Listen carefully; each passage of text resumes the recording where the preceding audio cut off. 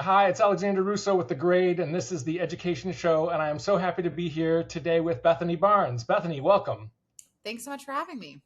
I have been a fan of your work, individual and collective, for so long, and so it's just a great opportunity to talk with you about what you've been up to, both in your own journalism and with Local Matters, the favorite newsletter that I can think of right now.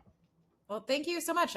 We love doing local matters, and we mostly do it for free, so it's always nice to hear that. I came across your byline first almost 10 years ago now when you were at the Oregonian and you did at least two amazing school related series. One was called Benefit of the Doubt, which is about a serial predator, I think we can call him. Mhm. And the other was called Reading, Writing, Eviction. You're Amazing reading, stuff. writing, evicted. Yeah. Evicted, yeah. Amazing stuff. And I was pleased, and I hope you weren't too embarrassed by the glowing profile that I wrote about your work way back then. It was nice to have the attention on the work, and I did have somebody read it recently who's not a journalist, and I was like, this is embarrassing, and they told me to chill out, so I will adopt that now. So, Excellent. Catch us up, if you don't mind, with what you've been doing since then, both as an individual journalist and with Local Matters. yeah, so I left the Oregonian at the very, very end of 2018 to move to the Tampa Bay Times in St. Petersburg, Florida, where I joined the investigations team. And we get a lot of time to work on really big stories and big projects and dig into issues. And so I was eager to do that. I did a project looking at an armored car company in which had been associated with a lot of deaths and injuries. They were based in Florida but international. And so that was a really interesting story that oddly published many years ago now, but I still get updates on because they actually get a lot of work through ICE at this point, and so they were actually contracted for Alligator Alcatraz, Oh, which has wow. been somewhat big in the news. Yeah.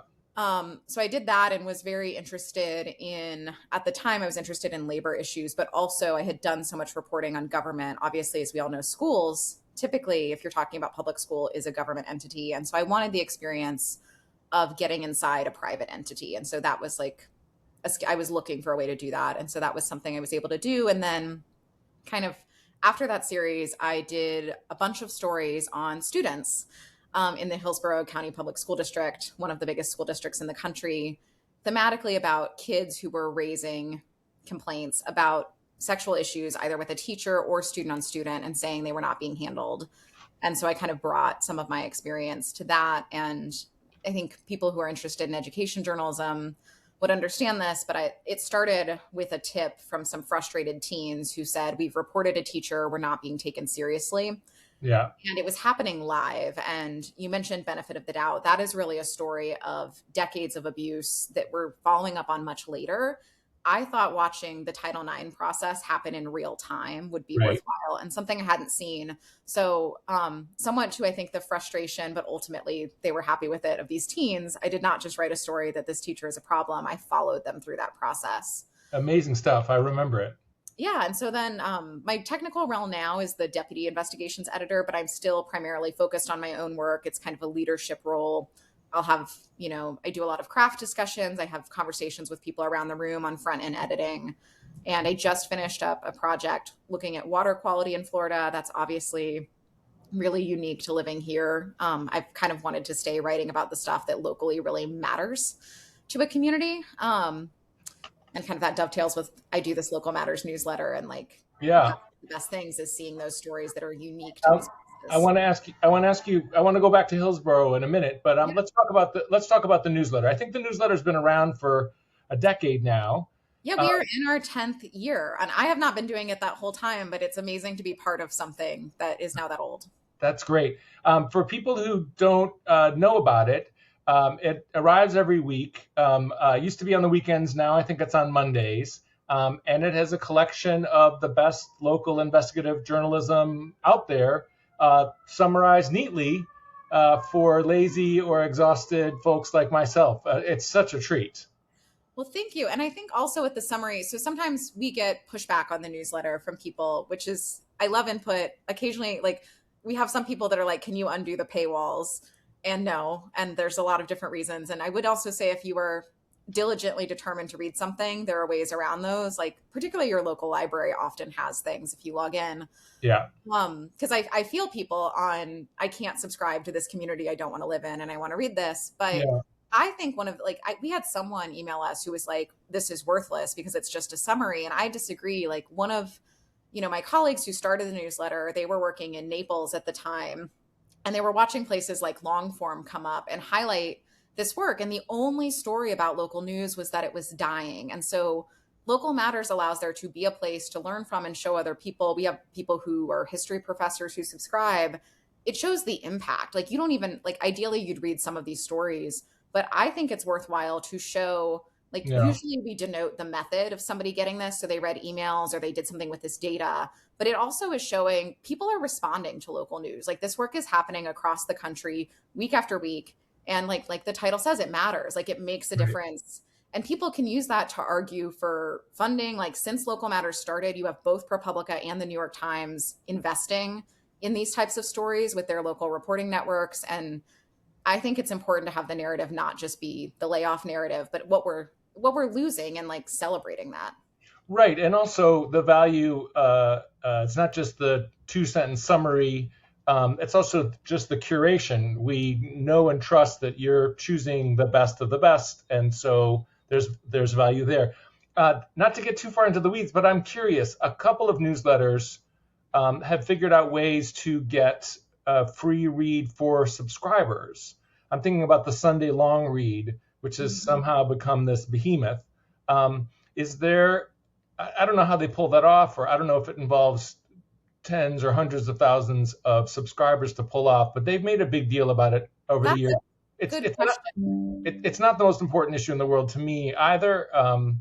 I think it's an invaluable service, both individually. I get a lot of education. People ask me where I get things for my Friday newsletter or to share out, and I'm like, oh, Local Matters. Connor Friedersdorf's long-running newsletter, which I think is still run on Blogspot, which is hilarious. Oh, that's amazing. I haven't thought about Um, Blogspot in a uh, long Sunday long read. Those are some of the ones that I rely on. Again, I don't think it matters a ton, and I know it cuts both ways whether people have to subscribe or not to see a piece. But I think it's interesting that at least one newsletter that I know of has pulled it off. How did you guys decide to switch? I'm curious about things you've learned about the newsletter business Yeah, along the I way. How did you guys decide to switch to Mondays, and what else have you learned that qualifies as a lesson? Yeah, I mean, it's kind of interesting. So we're sponsored by the Investigative Reporters and Editors, IRE, but we're sponsored as an in-kind sponsorship. So they allow us to use the like newsletter system, Constant Contact. So when you Yeah. get something, so we do that, but they don't actually pay us. I think sometimes we don't have really a publicity machine at Local Matters because we are Mhm. four working journalists who Yeah. that has only kind of grown in everybody's responsibility. Right. Brett had a child this year. Like we also don't have like paternity leave. So there are these things that we consider of, we tend to do a newsletter unless there's a holiday, or we have occasionally had times where there's not enough for the letter, Mm-hmm. which I don't actually think is totally a barometer of there being less. Some of it's how it's getting to us, but sometimes there will just be larger letters because of like the weird pacing of everyone takes off around the same time period. And so your investigations don't. It's like the same way the December letter is the prize. Like a ton of those come in because everyone's loaded Yeah. that year. And so some of this is we're figuring out bandwidth issues as for working reporters who are really passionate about keeping this free. It is, I know a few professors have used it in like classes, like government classes to help people get news literacy, but also it's a tool for working journalists to get ideas. We do an IRE presentation every year that highlights, stories you can actually learn from, not just stuff that's good, but like a method you could do in your community. Mm-hmm. And so because of that, there is like questions about like we just announced, I'm sure you saw that we're taking a summer break. Congratulations. Thank you. And it kind of we mostly just took holidays, and it occurred to me that like I know the 19th does like a really short break, and I was like, we take a holiday off. It's only 3 letters. Hopefully, people will be fine. But we don't get paid. We had some funding from the Knight Foundation for a few years. We don't have that currently.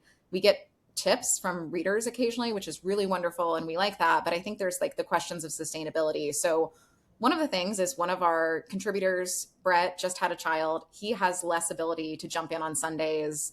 And also with Sundays, that's like kind of the day a lot of these publish historically, of like it's your big Sunday piece. And Yeah. so it was becoming a drain to like finish it up on Sundays because a lot of it just has to get done on that day. You can pre-write.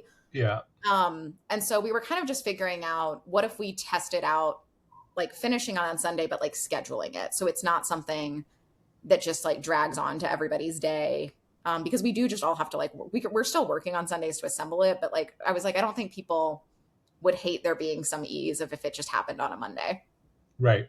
How does the investigative journalism community feel about local matters? On one hand, it seems from the outside, it seems sort of central. Been around for a while, does a direct duty. On the other hand, it's off to the side. It's not. They haven't brought it on and hired everyone and given everyone salaries and bonuses. I guess I don't mean financially, but is this the thing that if I were an investigative journalist, is this the thing that I would want to get into? Have people really endorsed it the way I hope they have? People love it. I mean, IRE really loves it. IRE is not giving us broader money, but also IRE, in the nonprofit world right now Yeah. of what exists. We also don't have a lot of time. Like we pushed to get night funding for a few years, but it is also the grant process and all like it's a lot of labor on top of stuff. So we've really been making, like, in our dream world, we would have a website with the archives so that they would be searchable. Like that's something we've all talked about wanting, Right. that we would need. Like that is time and labor, and it's Right. not that complicated. And so there's things like, could the newsletter be even better? Like even the conversations around whatever the Sunday long read did, like I don't think all of those people are working for free, is my understanding. I don't know. Maybe they are, but it's something to look into, because like we do sometimes people send us ways to get around things so we have to read it to put it in the letter. Mhm. But if your newsroom has gift links, like I try to take, when someone has like on Blue Sky posted a gift link, or if I know a friend has a gift link, I try to use those. But I work somewhere that we don't have gift links. I think we're exploring them, but it Yeah. would depend on that kind of thing. But that's certainly, there's the bandwidth issues of, we are Sure. trying to just not have the letter die, frankly. Sure. Let's go back for a minute, if we can, to your stories, both at the Oregonian and more recently about school predators. Mm-hmm. As you said, the original one was historic. The Hillsborough one was in real time. Uh, your journalism, and frankly other people's journalism, building on your work. Matt Drange credits you every time I talk to him for inspiring his efforts. There's been so much really high quality, I think, journalism on this important, pervasive, sort of horrifying topic. And yet, we had just this spring, we had Adults in the Room, the podcast out of Seattle, which was fascinating. Um, can you give me some insight into both the appeal, for lack of a better word, of this topic, and what I perceive to be as a resistance or reluctance or inertia on it? Like inertia to change it and like do reforms, or? Well, certainly to change it, but also resistance to covering it. That's interesting. I mean, I don't know that I've seen a huge resistance to covering it. Have you seen that, or? I've heard about it. I've heard people describe. I think I was talking to Jess Clark or someone else at the Louisville Courier about how newsroom editors sometimes find it. I think someone once described to me the ick factor. You're writing about an icky thing, and ambivalence about false accusations. It's no one said this to me directly, but I get the sense sometimes that people didn't get into writing about education to write about creepy or full-on evil educators. Is this ringing any bells? Have you picked up any of this, or is this just my No, that's overactive interesting. I imagination? mean, I think there's certainly legal questions, which I was thinking about recently, in the sense that, like, I bring to my reporting the idea that, like, someone said this at a conference I was at, that sometimes what's legal is the scandal. And so it is important for us to have in our heads, like, what's supposed to happen, but also what is legally allowed and not allowed. And sometimes those are different things. Okay. And certainly educators in every state, they're licensed, and there's usually like a code of conduct that is broader than what could be criminally charged. Hmm. And I think it's important for our reporting to really be thinking about stuff that is really wrong may not result in a criminal case. That's a Mm. different standard, but it doesn't mean you can't report on it. Like in benefit of the doubt, the only criminal case and the only reason this came out was that he, and this is weird and gross, but like he had like poked an adult coworker like in the butt, like while they were at work. He was clothed, but it was like he was angry about that and he pressed charges. Huh. And I think he pleaded to like a misdemeanor. I don't remember. It's been a while. But then the employee sued over it. And then in the lawsuit, he was like, this shouldn't have happened to me because all these kids have been saying things for years. And none of that made it to any sort of criminal court. Mm-hmm. And these things can be set up that way. Like really early on in my career, I was on the courts beat in Las Vegas and I wrote about a teacher. And it was a strange case. He was a kindergarten teacher, but he was accused of taking in this runaway teen. So she's not his student, but it's illegal. It's become this big thing. And I didn't write this part of the story, but I think it was the LA Times did this like really thorough and amazing story that he had worked in the school district there. And they said, if only Clark County would have called us, we would have told them all about this situation. We found all these problems. Prosecutors were pursuing a case, but one of the girls recanted. And so Mm-hmm. they dropped it. But later, she successfully sued civilly and they tried to get his educator's license removed, but they were unable to do that for what they said. And so, like, if we're going to report on systems, those cannot be the perfect barometer for what we pursue. Like, we have to report what's there, which sometimes can be somebody raising like a really big alarm and it's not good enough for whatever the liability reasons are within that institution, or they're just how they consider things. I don't know if that answered your question. It does. If I understand you right, there's a subtlety, for lack of a better word, about these legal or not fully black and white issues that might get in the way of covering or reporting a story. Whereas a gun in a school, while it's much more rare, is an obviously illegal and terrifying, attention attracting event. Is that a version of what you're Yeah, saying? and like you can tell these stories, but they're going to be conversations with your lawyers, right? Rightfully so. Yeah, That they're going to yeah, be like, what are in the documents? Like my memory on the benefit of the doubt case, which was like all of these different types of allegations. But I think one of them, he was at a middle school and they were like, he's leering at me. I feel uncomfortable. And that's in this grayer set. But if you have a bunch of kids all saying they're uncomfortable, that's a yeah, valid perspective. yeah. Um, Whether or not it results in a criminal or anything else. Right. And some of what we're doing as journalists is we're talking to a wide array of voices about how they feel, right? And what people are perceiving. And like, I think if you look at some of the landscape on that, like it was really interesting to do benefit of the doubt because I did it right before Me Too. And so my entire universe on that was the now no one, I don't think if I asked any of the young people in my newsroom, they would even know this, but the Rolling Stone rape case that went so awry, Right. which at the time people were worried was going to mean you couldn't report on sexual violence. And now Yeah. we've had so many stories after Me Too, and it's a thing that people have language for Hmm. and that is an active discussion. But I was definitely reporting with that in the back of my mind. I was not reporting in this like we are like championing and understand this topic Right. universe. But I mean, I was Right. with the impact because it happened so soon afterward. But Right. I would say that I think there is a lot more editors understand and feel these stories are pursuable because of. I hope so. I met Danielle Duclos at EWA this last spring. She wrote an amazing piece about weakness in the Wisconsin state law and people who get moved but not decertified. It's just such an important story, and it also just grosses me out so much. I just can't help but want for more coverage. Let's talk for a second about investigative journalism, the state of investigative journalism, if we can. If you can give us a peek into things, and if you've got any thoughts about the state of education-related investigative journalism. You just came from IRE. How is the investigative world? God, I don't know that I'm the authority on that, but as far as reading local matters, there is stuff every week that I find. I mean, every year I do a panel that I love that I usually do with one of my colleagues, and it is not a best in show. It is literally stuff that you can take back to your newsroom and Mm-hmm. report on. And I love craft discussions. I want things to be practical, and like I learn from doing it. And so one of the stories we highlighted is, I think it was the Richmond Times Dispatch, but it's reporting on ChatGPT. And he asked for like all of the officials in his area's ChatGPT logs. And then that was an amazing, anyone could go do that. Anyone could do that also on the education beat.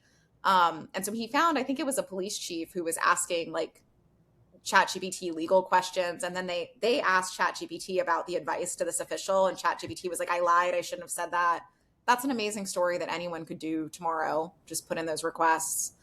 So I think we see really innovative work, really interesting work throughout the country. Obviously, there's still people are struggling. That's true. But I think people, I mean, the San Francisco Chronicle has obviously had a great year, but their web design, they have several projects that are really interesting. And I think that's the future of investigative journalism, certainly any long form work.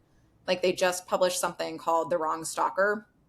And a big part of it is through these like text messages that this person fabricated. And like when you look at the web design, part of how you read it is the text messages pop up. And I did a book club with my newsroom, and we were like we did a book club because people couldn't stop reading this like many thousands word piece. And I think they're still reading it because of the web design. So like I think the future of investigative journalism is web design in some ways, of like you think of how the New York Times presents things. Yeah. And so, you know, I will also say, like, we have to, if we want people to read, we have to do that. And like, I do look at like 1,000 really terribly made local news websites that like hurt my eyes every week, including sometimes my own. So if things I could wave a magic wand and change in addition to more funding is like, I think the future is going to be innovative approaches that are layout based too. I'm so glad you mentioned those stories and the panel you did.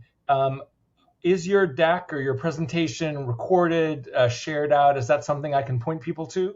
Yeah, definitely. So IRE has like an incredible resource tool of tip sheets. They actually just redesigned it, which, talking about the funding of IRE, I think was a bunch of volunteers who did that as well. As far as why is no one paying us? It's a lot of things work that way at IRE. But we upload the slides every year, and the slides are the tip sheet. Like we interview the reporters who did the work, so we have lessons quoting them as well, and those are all embedded because it's designed to be a reading list. And so, so I can go to the IRE. I can go to the IRE site. The IRE resource tool. Also, if you want them, I can. If you have a ability to host them, I'd give it to you. Also. Yeah, no, please do that. I'd love to see it, and I'd love to share it if it's okay with everyone. Yeah, that'd be fine. That might be. I don't think we have uploaded this year's tip sheet yet either. So I don't know that it's currently online because I think we just got the link to do that, and I definitely haven't done it. So. Okay. Well, as soon as it's ready, I'd love to share it, and I'm sure people would appreciate it. When you think about investigative journalism and education, and I know there are not very many people who are sort of full-time at both, where do you think, what outlets or what bylines do you think of when it comes to investigative work on school-related issues? Oh my gosh. I feel like I'm hesitant to shout anyone out because it's like unless you prepare, it's like your mind goes blank when you're asked that question. But like, it's all right. We have education stories, I would say, constantly in the newsletter. I think there's been a lot of really great work on special education from a variety of outlets across the country in the last few years.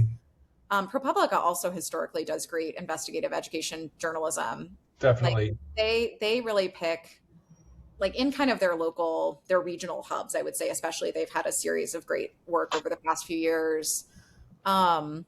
And then I guess on people to look out for, my friend and colleague Lawrence Maurer at the Tampa Bay Times, he is going into an education job at the Houston Chronicle. Okay.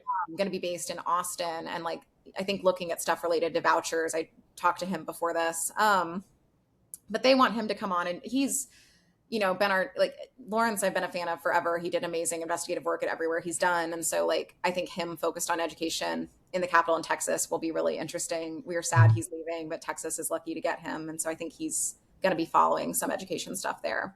Excellent. You mentioned at least once that this sort of network, this local network setup. ProPublica has done it. The New York Times has done it. EWA does a little version of it where they fund fellowships for people to do, for beat reporters to do in-depth work. That's been around for 5 or 10 years now, that approach. Stay in your newsroom, do more work, we'll help you. Is that is that in terms of getting the work done or funding the work? Is that the way to go, rather than relying on each news outlet to have its own full-time investigative team like the Globe I mean, Spotlight? it can't just be that. And I don't think they think it should. I mean, we have to have robust local outlets. Like, you're going to need to be, people need to subscribe to their local news outlet and make that sustainable. I don't think the New York Times or ProPublica did. Like, the only reason those ideas are able to be pitched is because people are in local newsrooms doing this work every day. Like, if those went Right. away, how would they Right. possibly have these people? I mean, you're highlighting the piece I would like to read from the Columbia Journalism Review of, like, I think we're coming up on 10 years, some amount of years of at least ProPublica's model. I Definitely. would love to know what their lessons are. And I think the New York Times works a little different, where they actually sort of take them. I think they are kind of like with the New York Times more for a year. I don't know, but I would love to read a piece about how all of that works, the two different approaches, and what Right. people's, because there's been amazing stories out of both now. Definitely amazing stories, but I'm sure there's some strengths and weaknesses of the model, and I'm sure they've made some adjustments. I certainly like it better than the old school thing was to pull people out of a newsroom, and give them a fellowship, but then they were out of the newsroom and they had to do something in a year and then go back to the newsroom. I like the idea of letting people work more in their native home, journalistic home, rather than having to leave. I do worry that it creates the impression that, or might create the feeling, if I were a budget strapped editor, that, oh, I don't have to do this. I don't have to hire or create my own investigative team. But maybe that's just my own paranoia. Yeah, I Can don't I? know. I mean, I would love someone to report it out of how that has like changed the Yeah, game, or like you know, what's. and not that I'm an assigning editor, but I really like the work of Sophie Culpepper. Do you know Sophie? I don't know.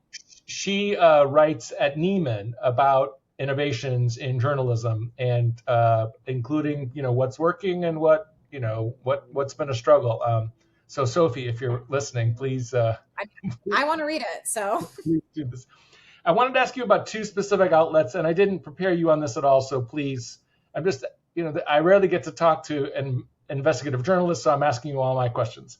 ProPublica seems, back 10 or 15 years ago or so, when it was new, to seemed very journalistic and very non-ideological to me. And over the last 5 years, especially on education, it seems like it's a, and again, this is me editorializing, debunk or disagree with me, please.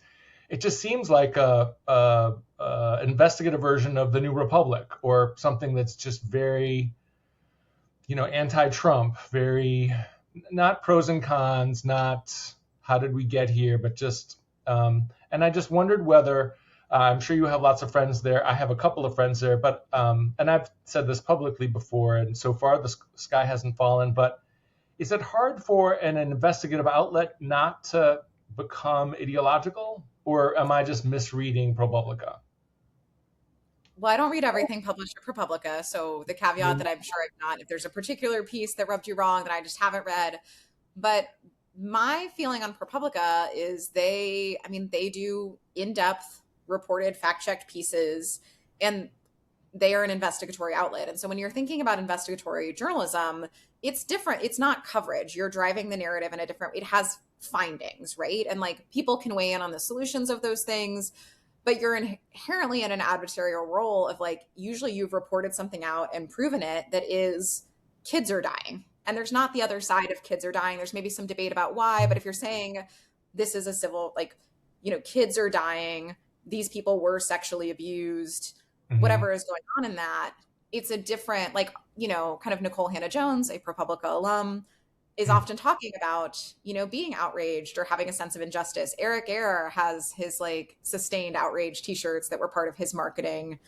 I think for his book, I have one somewhere in my closet, but like, I think there are people that could view that as being ideological. Obviously, we have to report things that are like robustly reported, have all these sources, but there is a huge danger Margaret Sullivan highlighted when she was the New York Times public editor, Right. of siding readers, where you can't just be like, well, to be sure, kids sometimes will die, in the state's custody or whatever imaginary scenario we're coming up with on that.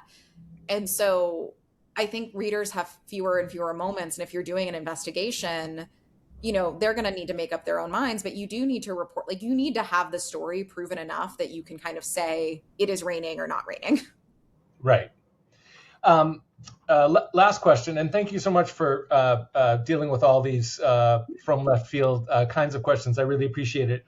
One of the challenges I was told by the people who were doing the Boston Globe education team, which I think was initially part of investigative, and then it was, anyway, was what do you do in between your investigations? How do you get and keep readers' attention if you're working on something, and that's going to take a longer time to develop? And I wonder if that's especially an issue in the world of that we live in now, of social media and all the rest. Is there a way to do investigative journalism that's different, where you're bringing the reader along as you explore something rather than telling them what you did for the last 6 months or a year? Is there any virtue to that approach? Like a rolling investigation where you publish shorter, or do you mean something with first person, or what? Either or both. I'm going to call it non-traditional investigative journalism. Are there ways to do this kind of in-depth work that don't end up in a 5-part dump after a year? Yeah, I mean, I think we can always adjust to what the story calls for. I love rolling investigations. I mean, Lawrence, who I just shouted out, was part of a rolling investigation last year into the DeSantis administration. It was like him, Alexandra Glorioso, also a Local Matters founder, no longer with the Letter, but we love her. And then my colleague, Justin Garcia. And they did a series of stories looking at this thing called Hope Florida, showing this misspending of money, all of these different questions. And it's story after story. I think if you look at AL.com series on like over policing, that's an amazing rolling investigation. John Archibald, we reached out to that. We highlighted it for Local Matters. And he talked about, you gain readers' trust by publishing the story, and then people who wouldn't talk to you would, and then saving string for the big 30,000 foot, this is how we became this way story. Is that more, sorry to interrupt, is that, I didn't even know there was a term for it, is that kind of rolling investigation more common now or more accepted now? Because back in the day, from what I remember, the idea was don't report out anything that you found because you need to keep it secret for the final project. I think it's more popular now. I mean, I think it's probably, it builds momentum. You can get people talking to you. Sometimes use the phrase planting a flag so people know I'm doing this thing. I want to hear about you. And like, you can plant a flag and you can do that through a story, but you could also, like, ProPublica does this all the time of like, we're reporting on auto loans. Do you know about this? We're trying to talk to people on Medicaid. You can do like a call out. But there's not one way to do it. I mean, I don't really think usually, like, there was a school of thought, like a narrative where it's like, we have an 8-part narrative. We've dropped it all on this. Like, no one's going to binge journalism like Netflix. You feel bad and then you don't read it. And like, you can do, I mean, I published something that was like a mini investigation that was under 2 months about how you couldn't get a rape kit overnight in Pinellas County, because the people in charge of it weren't staffing. And that didn't need to be a big project. And like, before I wrote a word, they changed things.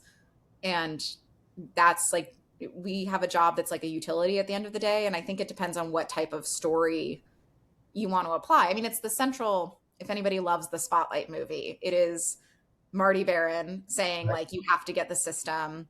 And I'm forgetting the journalist's name, but Mark Ruffalo famously dramatically yelling like, we need to publish now, or whatever he says. And like, I think we all experience that push, but you can do whatever you want as long as your editor says yes. Like, you can be creative. And I think people should be creative and like not get over your skis, but like, what's going to get people's attention, and like, try it. Right. I hope that this next few years is a period of experimentation and innovation. I hate the idea of journalism sort of hunkering down and sort of staying stuck while the world advances. I'm really glad to hear that that there's innovation and experimentation. Both you describe it in your panel and also just hearing about these rolling investigations. That seems great to me. Beat reporters also, anyone who's followed The Grade in the last few years knows that I've been clamoring for people to try things in slightly less traditional ways.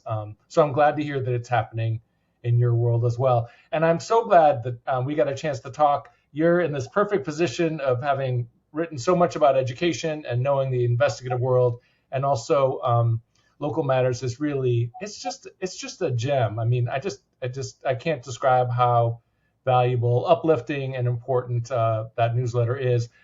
You've done a lot of, you and everyone else involved with local matters has done so much individually, but it's really quite a thing that you've done.